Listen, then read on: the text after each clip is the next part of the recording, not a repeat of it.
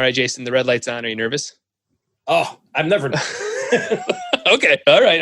Well, you never know. I mean, it's a podcast interview and, maybe I'm scaring you. I don't know. But why don't we do a quick sound check for our listeners? What'd you have for breakfast this morning? What do we have? We had some eggs and a leftover cookie from last night. All right. That's nice. That's good. Anything to drink?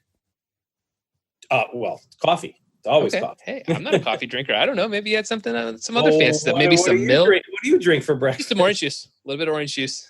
I like that too. Yeah. All right. Well, I think maybe instead of talking about your breakfast routine, why don't we maybe move over to why we're actually chatting? Why don't you introduce yourself and tell my listeners what you're currently raising money for over on Kickstarter? Sure. So yeah, Jason Miceli. I am one of two who leads Phase Shift Games. We started the company a couple years ago. Maybe it's 3 at this point. Early 2018. Yeah, it's going on 3, I think. And we are pushing Dungeon Drop. So this is the tabletop game. We had it on Kickstarter last year, right around the same time, a little bit earlier last year, and it knocked it out of the park more than we ever actually expected. So it kind of set the stage for us for a really a solid foundation for our company, and B, this really extensible, flexible game framework that we could do more with. And that's cool. More is what we're doing right now. So awesome. Now we have expansion and some other stuff on the Kickstarter going on right now. That's cool. So, we'll kind of put both these together here. So for our listeners who have never seen it, don't know what it is, maybe walk us through what that gameplay is, maybe on the original one, and then what's making this one more special, right? What's the new stuff going on? Perfect. So Dungeon Drop is, I mean, the name says it all. The spirit of Dungeon Drop, or the unique hook, is that there is a pile of cubes, and these cubes represent all sorts of things in the dungeon: monsters, gold, gems, treasure chests, dragons, you name it, right? Anything you could imagine in the dungeon. You pick up all these cubes in your hand, you shake them up, and you drop them on the table, and they spread out. And if you imagine looking at it from top down on the table, they have just formed the map for a dungeon, a unique dungeon that has never been generated before, right? Because it's completely infinite. Right. And there's one special type of cube, and that is the little gray cube are pillars. And basically the pillars form walls. If you imagine the line between two pillars is a wall.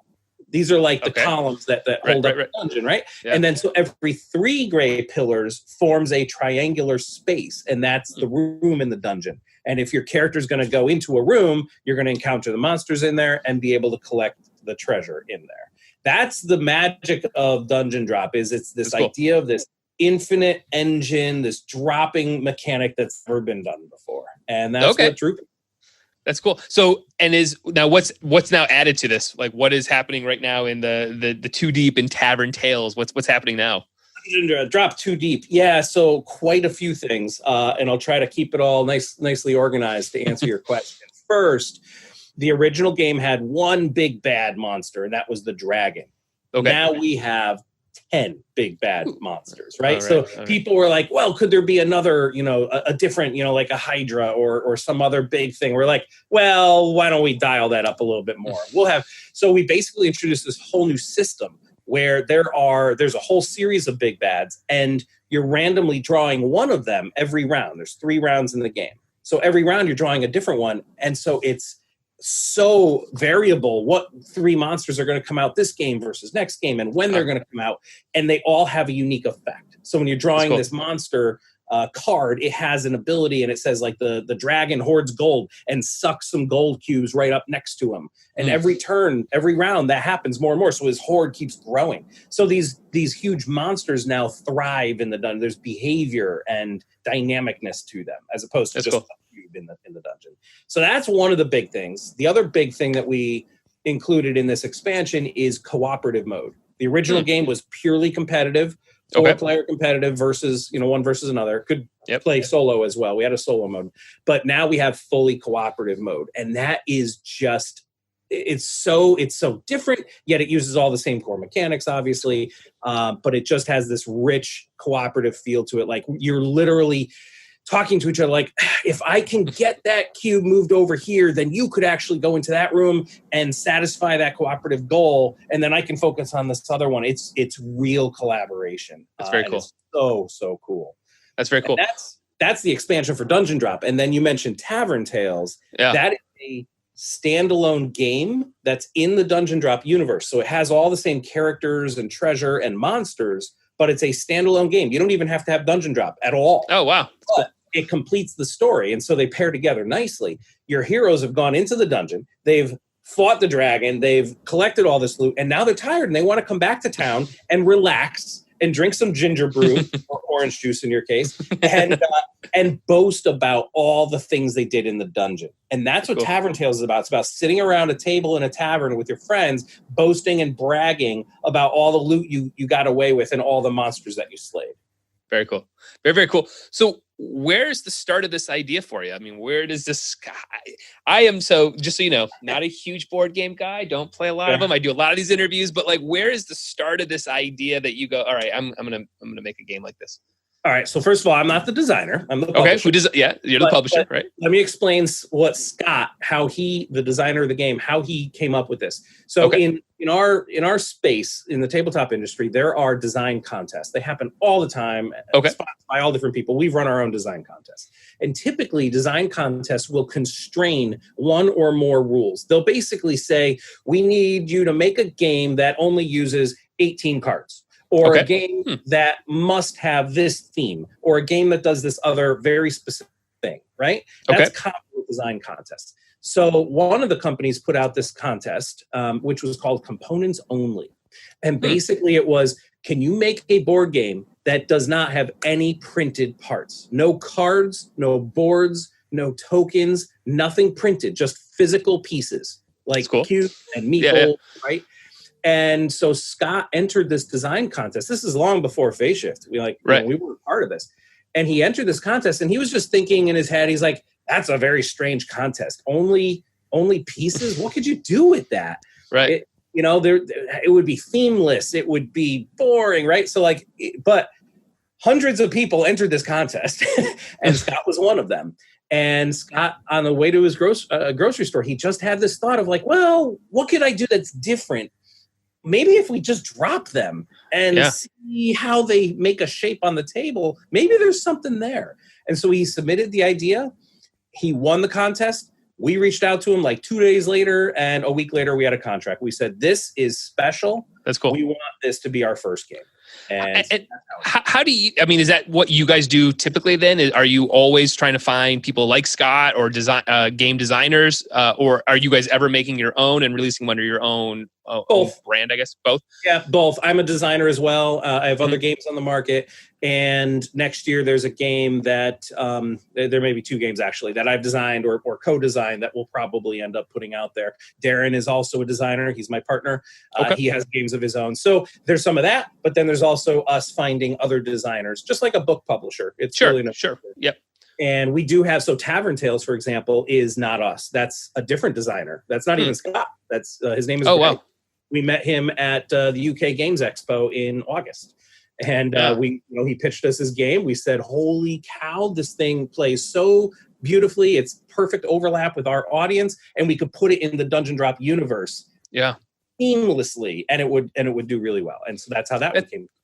Yeah, that's interesting. So, and typically, I guess, are designers typically comfortable with that type of arrangement? Like, hey, I'm going to take this and put it here because I think it's going to go really well. Is there a trust factor in that? Is that just, or is that par for the course? I don't really know. In your world, it is mostly par for the course. But your question is keenly getting at an important point. Some designers, especially ones who maybe haven't done as much in the industry yet, don't realize that at first. And there are some you can have designers who really kind of dig their heels and be like, but no, this is meant to be this kind of game. And by the way, that may be fine. That may be legitimate. But you may have a harder time finding a publisher who's willing to invest in that specific theme for that specific set of mechanics that you put together. Right.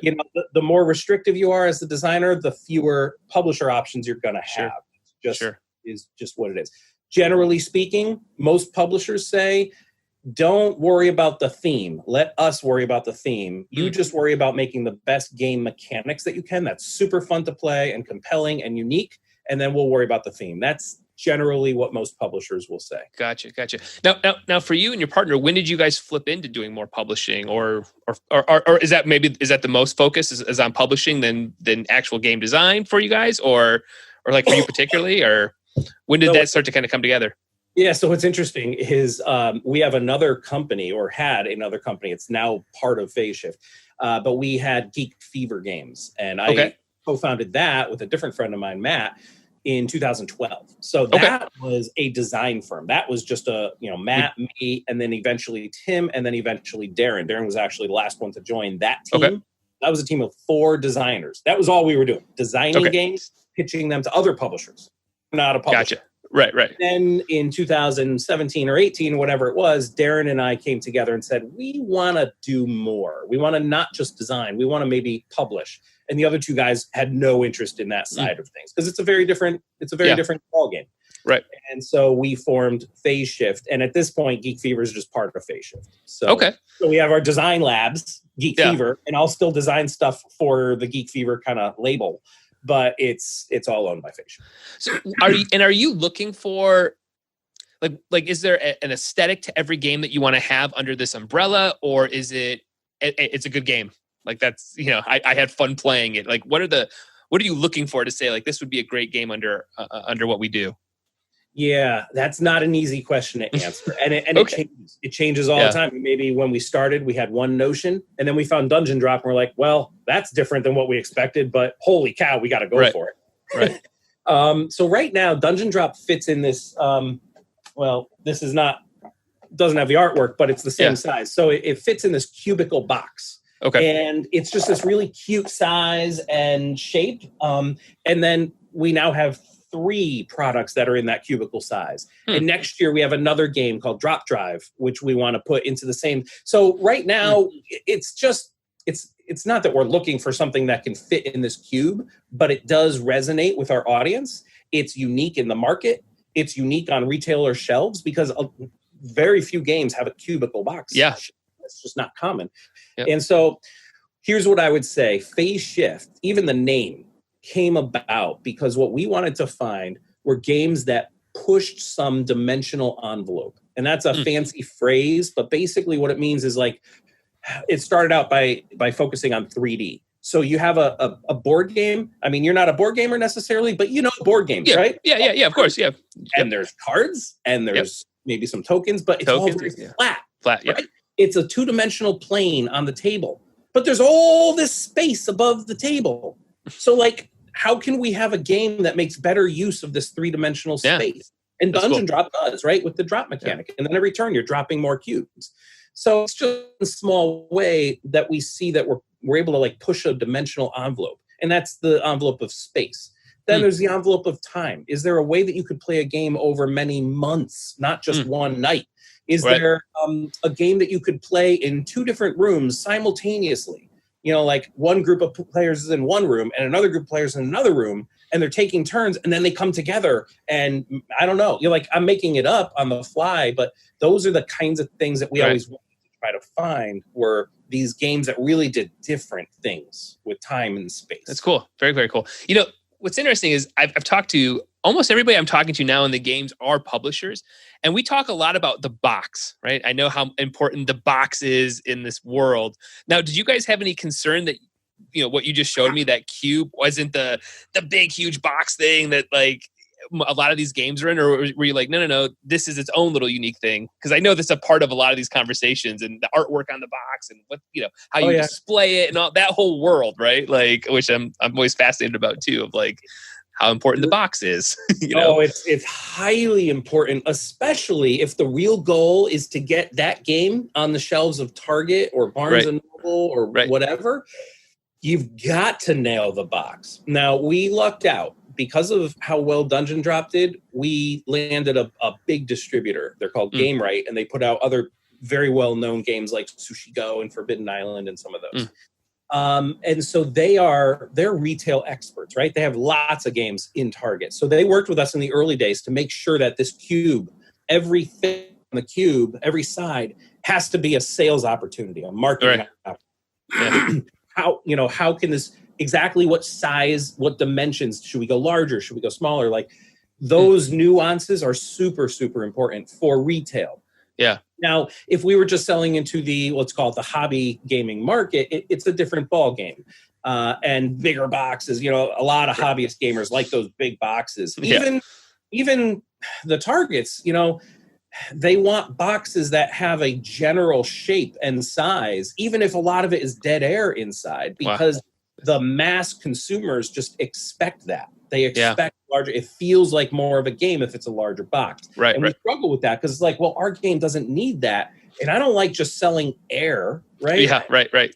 So it's a struggle. And there's different answers for retail. There's different answers for the hobby market. What I will say is not all of our games are going to be small cube games. The other game that I designed is called Queen's Quest, and that's a big box game. That is a big dungeon crawler, cooperative experience. So it'll be bigger. That's cool. So, what was kind of your background? How did you get into gaming? Where's the start of your journey in this whole world? I think I have a typical story like so many others in this space. I was a gamer as a kid. Yeah. I think I garbage picked a copy of Risk from somebody. I saw it on someone's trash. And as I was walking around as a kid, I was like, oh, this looks like a cool game. Went home, played. I was like, oh, this is awesome. Yeah, funny. I just watched this Seinfeld episode the other night, just on random, just watch and about with Risk, where they're playing with Kramer and Newman are playing Risk.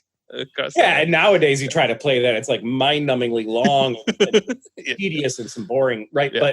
But it still entered me into the world. I was a Magic the Gathering player for many years in college. I was a Warhammer 40K player. I spent thousands of dollars on these pewter miniatures and painted them. So I got into all the different hobby aspects. I was a video gamer, avid video gamer, for most of my entire life. But just over time as things evolved, I definitely landed squarely in, I prefer the tabletop game experience, sitting down and playing a video game. That's just kind of where I'm at.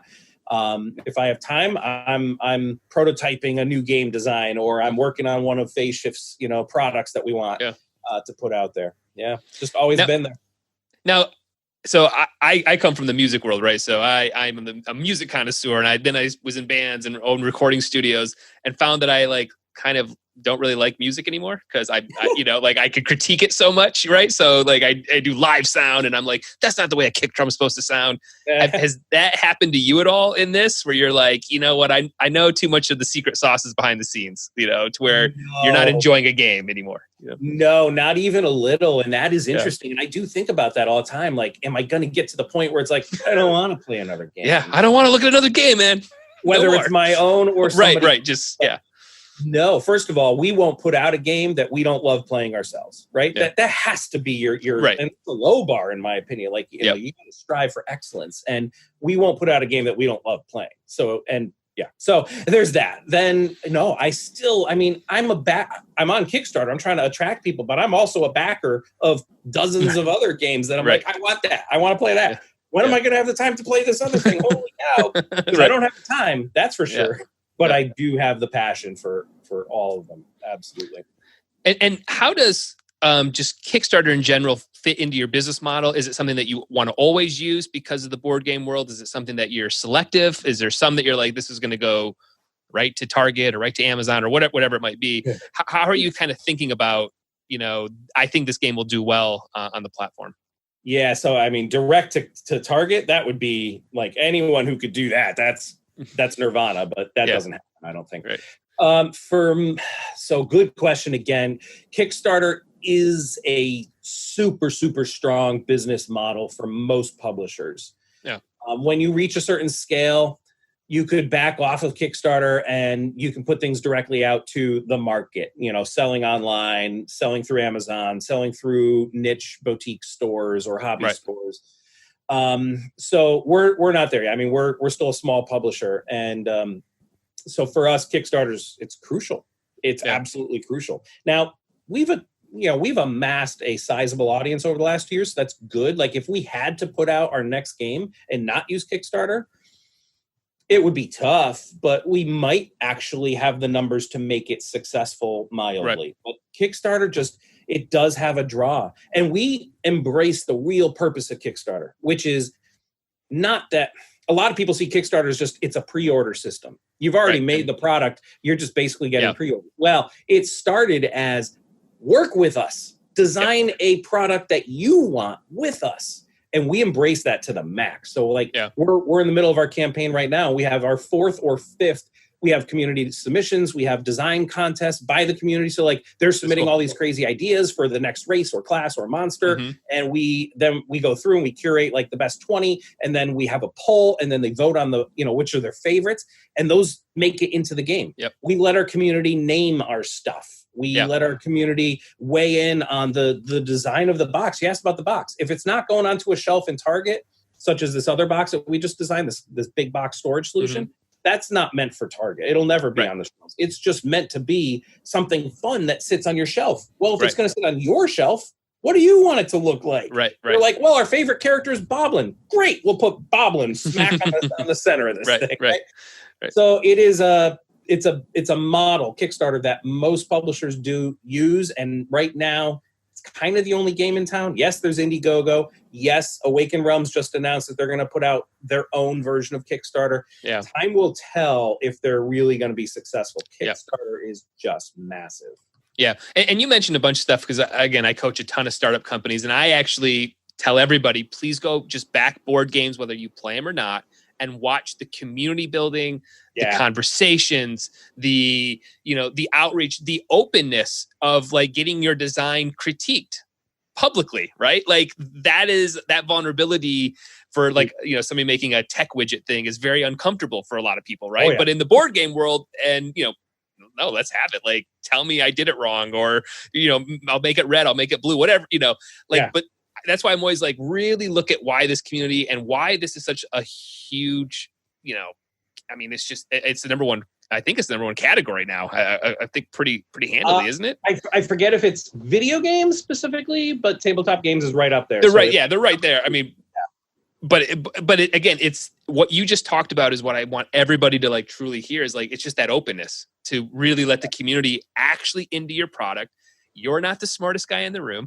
let everybody kind of get in on it. So, did you find that at all challenging? Because again, a lot of people, a lot of creators, a lot of publishers I've talked to, it's a little bit uncomfortable, but was it something that you guys have just been like, no, we embrace this completely from the start, Yeah, I don't know if we're different or abnormal, but for us, it was just the given right from the start. This is how we were going to operate. We're transparent. We're honest.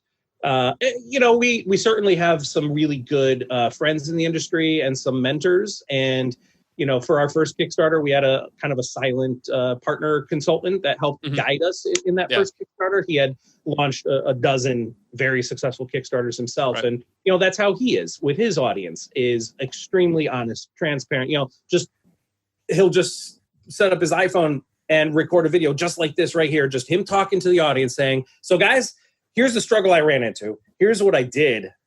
Tell me what you guys think, because this is for you ultimately. And I just, I've always been that same way. Darren is that same way. So I think it was just a given. This is how we were going to operate as a company.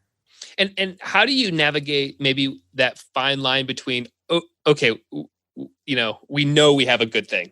I actually don't maybe need any more advice, or or the crowd has taken this thing way off scope. I trust what we originally had, or whatever it might be. Is there ever a scenario where you're just like, I gotta trust my instincts on this one? Sure.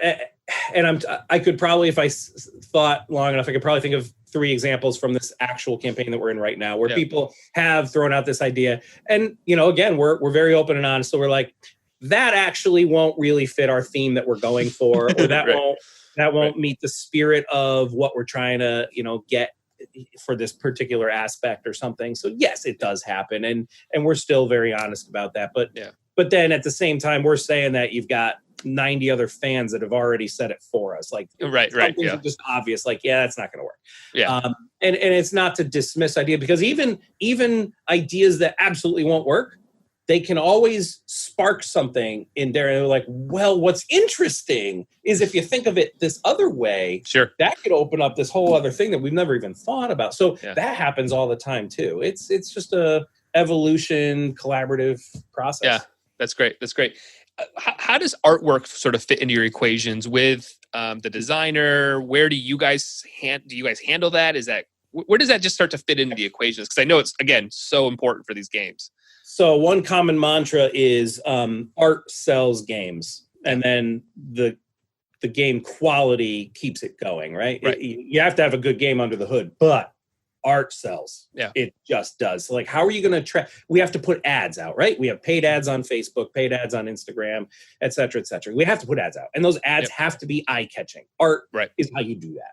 So art is super important. And in our case, for Dungeon Drop and Tavern Tales, our art is this really cute chibi style artwork. It is just, it's adorable. And we found this great artist in Brazil for the first game. She wasn't available for this expansion. We found a studio that matches her style perfectly.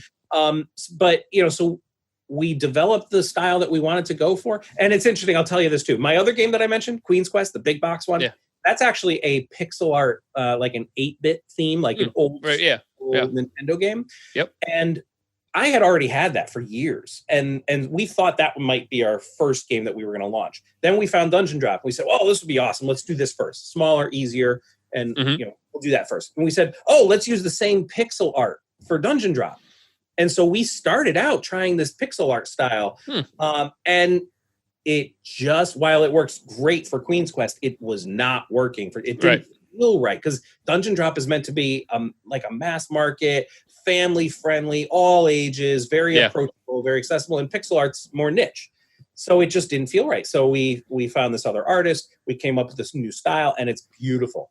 And it is super important that we maintain that style as we have. And it's the first visual that's going to capture people. So it's crucial. Now you asked too about the designer.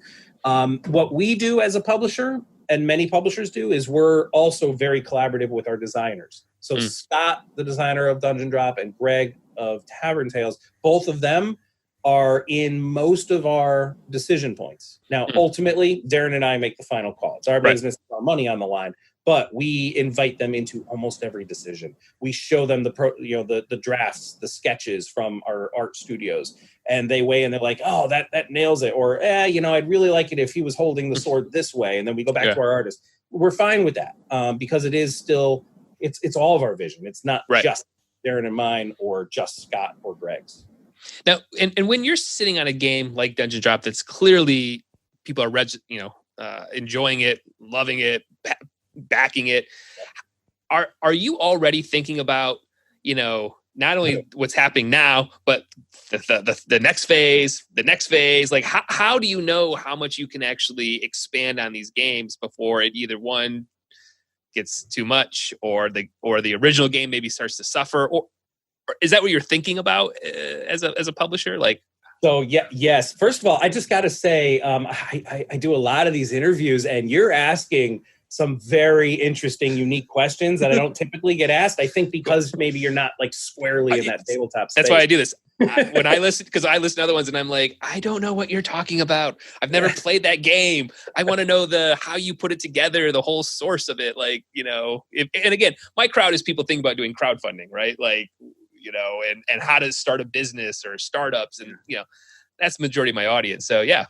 I love it. So yes, we absolutely are thinking about this stuff as a publisher. We have to think about this stuff as a publisher.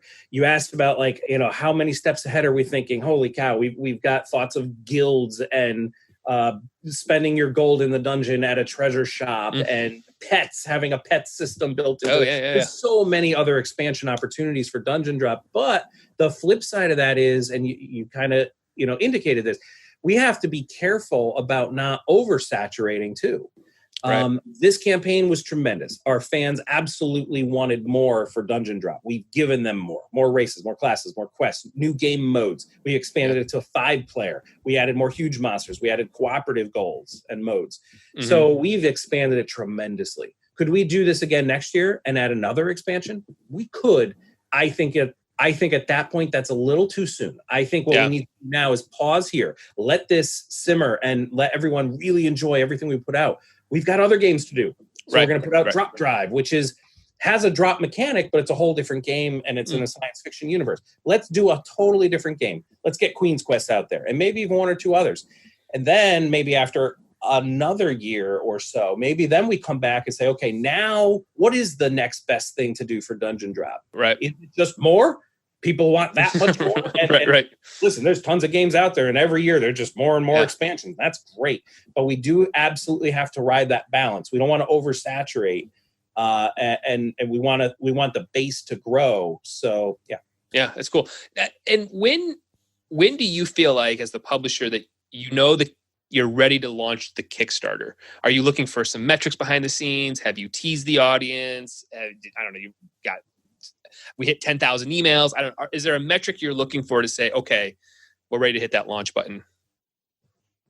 There probably should be an answer of yes, but not for us, at least not yet. Maybe in the future we'd have to be a little more calculated. For now, no, it was gut. It was gut. It was, we're in this crazy world of COVID-19. Yeah. We can't go to big gaming conventions and sell our products face to face and demo and play games with people, which we love to do. So, what do we do in this year of COVID-19? How do we stay relevant? How do we stay present, with our backers and our fans and our customers? And so, running this Kickstarter may not have even been our plan at the beginning of the year, but it became our plan as we pivoted, as we thought about how do we stay relevant in this new world that we're in. Right. And next year, the world's going to change again. And hopefully conventions come back, and then we kind of pivot a little bit, in a different way. I would say that we're pretty agile. We're pretty opportunistic. If we see some opportunity that is attainable and it's not going to distract us too much, we're going to chase that. We're young enough and agile enough to do that, and nimble enough. And then down the road, certainly some of the bigger publishers, I'm sure they're not, like Fantasy Flight Games and, Hasbro, they're not going to put money into something if they don't have quantifiable evidence that this is going to make us X amount, and anything under is a failure. And then here's okay, but what we really need is here or above.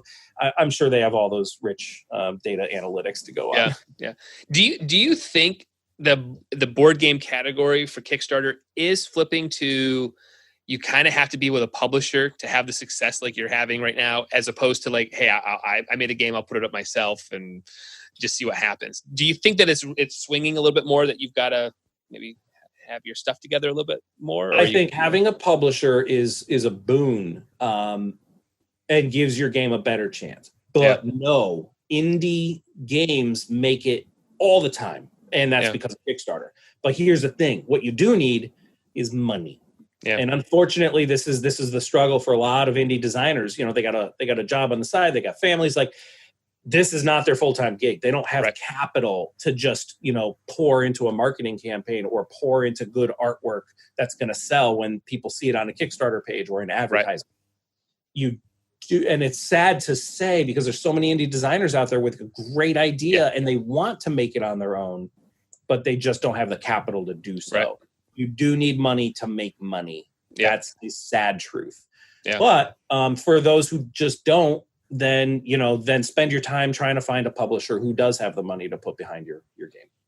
Yeah, it's interesting. Yeah. It's something that we've watched over the last 10 years of Kickstarters, of just, it used to be you could kind of put something up, tweet about it 2 or 3 times. Yeah. Hey, I raised 10 grand. Audience. What the heck? This is amazing. And then as we've just watched social media constantly change and pivot, and no organic traffic for almost everybody, you had to really start to kind of be a little bit further down the whole line of your idea before you go to Kickstarter. And I think that's actually a good thing at the end of the day. The amount of stuff that goes up there, and you're like, cool, they're trying to raise $600 for, I don't even know, whatever it is. But if you remember, the early days of Kickstarter, people would put hand-drawn sketches and, I know. Yeah, just a video like this of me saying, I have this dream, help us, right? Yeah. And people would help you. And that's not Kickstarter anymore. It's people expect full marketing and animations and 3D renders, and it needs to look like a finished product. And that's why a lot of people see it as just a pre-order system. It's like all the work is done. Yep. For us, we're in the middle, where no, we still want to do a lot of work with you.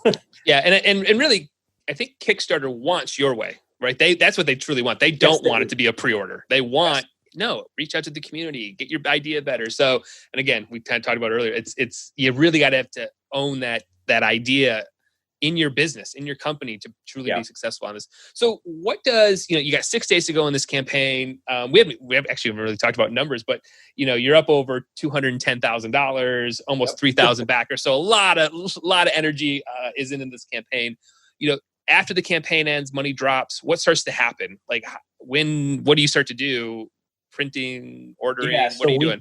We kick into, so we've kept up with the artwork for the most part. Any of the community design stuff where we have our artists working in tandem. Yeah. So when we hit the end of this campaign, we'll pretty much have all the artwork already done. And that's usually a big nut. That's part of it. We have some rules, like any new, like if there was a new class, that came out of the community, we have to play test that and make sure that it's, refined and so on. So we spend the next month basically refining rules, play testing, taking the new artwork, putting them on the cards, and doing graphic design, which is different than art. Art is the kind of the pictures, but then graphic design is all the icons and the interface and font choices and all that kinds of stuff. So we really refine these products so that we can then hand them off to our manufacturer and give them all the digital files, and then they work for many months and go through that whole cycle. Now, in our case, we already have an established relationship with our manufacturer. We understand how the fulfillment works and the shipping lanes and the freight and everything. So that's all very tricky stuff. But we've been through it once, have a very good handle on it, and very confident that stuff's going to go just fine. Well, let's talk about this because personally, I think I've killed 3 companies in 10 years of doing these for shipping, just, shipping and handling. We didn't calculate stuff correctly, right? So it's like, oh no. In that first campaign, it sounds like you might have had to go through that rabbit hole, right? How do you guys approach shipping worldwide, the size of the game, what it fits in, who you're using, tariffs, the whole world, right? How are you guys navigating that? So again, for the first campaign, we had a silent partner who had done that 12 times. Okay, so all I can say is that relationship, who, he's still a dear friend of ours and we follow everything he does. But that having that official relationship and contract with him for that first campaign was super crucial. And he's now a thankful recipient of some of that, but he's a beneficiary of our success.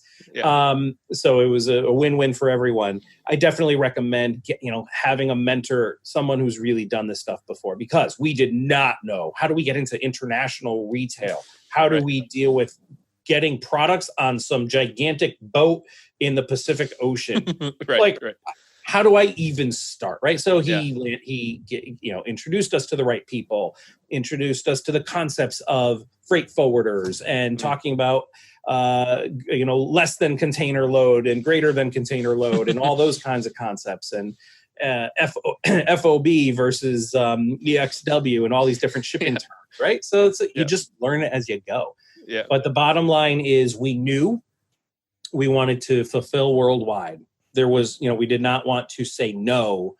There's some countries that you have to say no to. Right.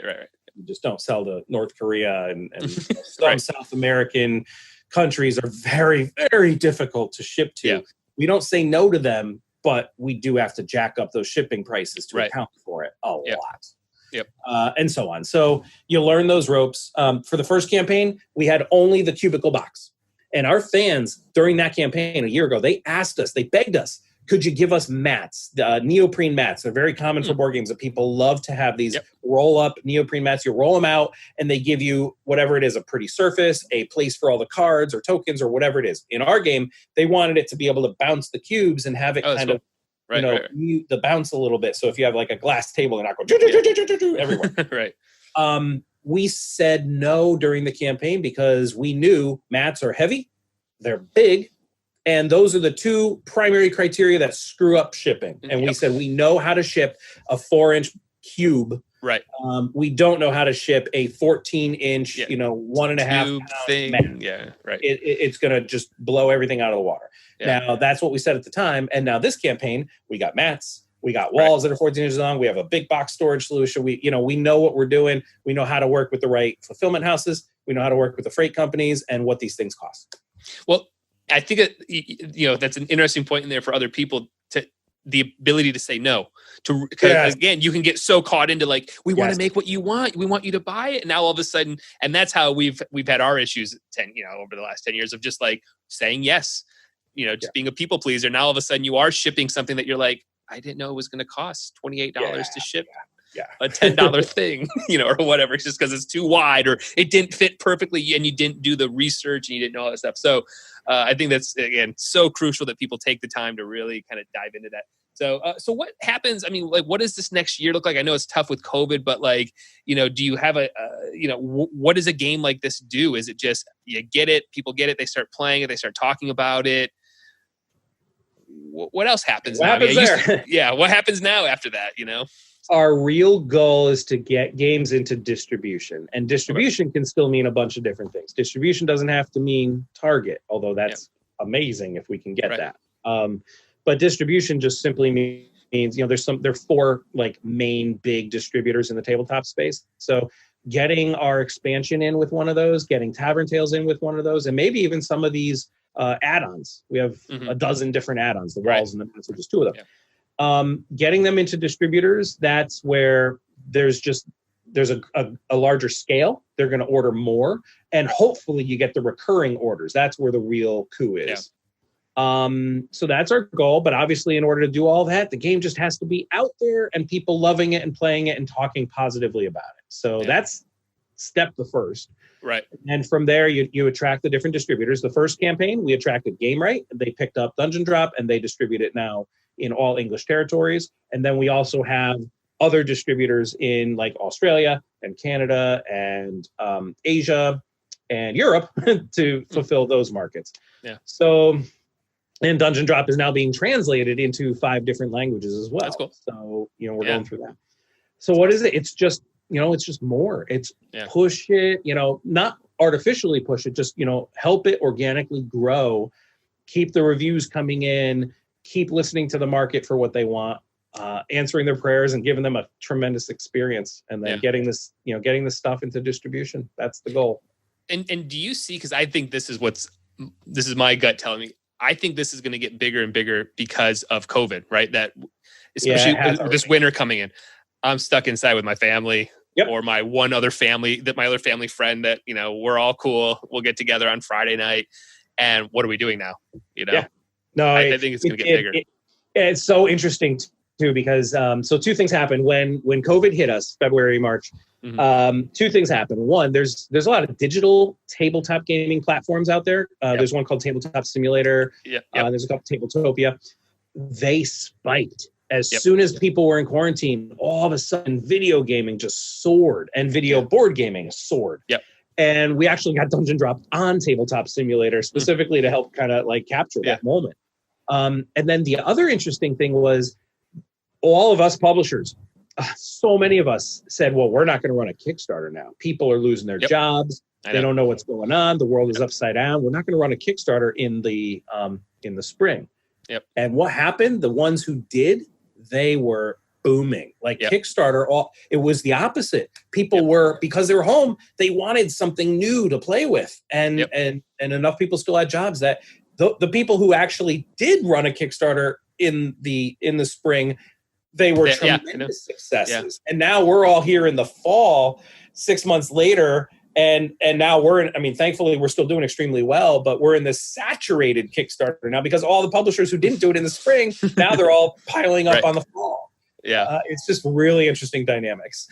No, I hear you. That's everything you said. That's what we thought too. We were like, nobody's going to crowdfund. We're not going to crowdfund anything. And then everything we've launched is like that. They bought that one. Wow. I didn't expect. It's just been. It's been weird, and I keep waiting for the other shoe to drop, and I'm like, I don't think it's going to. So, and we also work a lot in equity crowdfunding, where I was like, nobody's going to be investing in, a drone or whatever. Pick the thing, right? And it's like, no, every campaign's maxing out, and I'm like, okay, I guess I don't know what's going on. It's great. So, it's crazy. It's crazy. Well, let's flip over to a quick lightning round, and then we'll wrap this up. So, what have you been watching in the old Netflix or Hulu streaming? What have you been watching right now?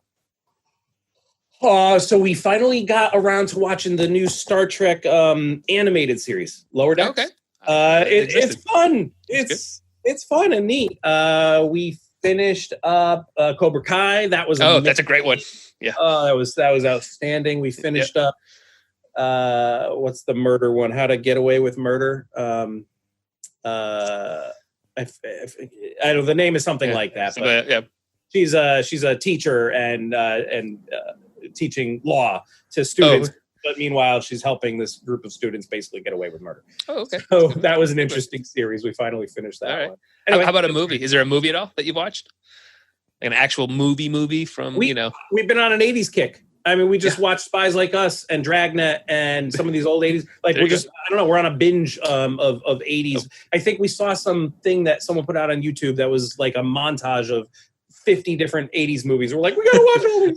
That's great. How about a podcast outside of mine? I mean, I know you listen to mine, but any other podcasts that you listen to? Yeah, I love Board Game Design Lab with Gabe Barrett. I love The Game Crafter with JT Smith and Jeff King. Epic Gaming Night, although that changed a little bit when Roy Kennedy moved over to the Dice Tower, and we listened to the Dice Tower. Okay. How about a book? Reading anything right now? No. Okay. All right. Hey. I don't read books. I have a tough time with it too, man. I'm short little things, a lot of articles, but yeah, I have a tough time with the books too. Well, Jason, where can people go to kind of dive into your world, check out your games? Obviously they can check out the Kickstarter, and I'll have the links to that. But where should people go to just kind of dive into your world? Yeah, everything is the same term. It's Phase Shift Games, all one word. So it's phaseshiftgames.com. Facebook/Phase Shift Games, Twitter / we just kept that consistent. We're up on Kickstarter right now with Dungeon Drop. So if you search for Dungeon Drop Kickstarter, you'll find it. Or if you just go to phaseshiftgames.com, anything you click on our homepage probably takes you there. Awesome. Well, Jason, I appreciate taking time out of your day. I know it's busy. Campaign's getting ready to close up here. And this is a great conversation. And I'm always fascinated by the board game world and what you guys are doing over there, because you guys are doing some amazing stuff. And this was a great conversation. Thanks so much for your time. A lot of fun. Thanks so much for the time. Awesome. Take care. Thanks, man.